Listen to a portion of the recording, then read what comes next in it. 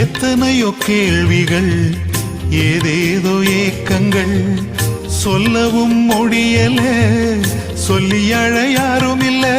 எத்தனையோ கேள்விகள், ஏதேதோ ஏக்கங்கள், சொல்லவும் முடியல, சொல்லி அழ யாரும் இல்ல. எப்படி சொல்வேன் எல்லாவற்றையும் நீர் மாற்றினீர், நிம்மதி தந்து நித்தம் நடத்தி வாழ வைக்கின்றீர்.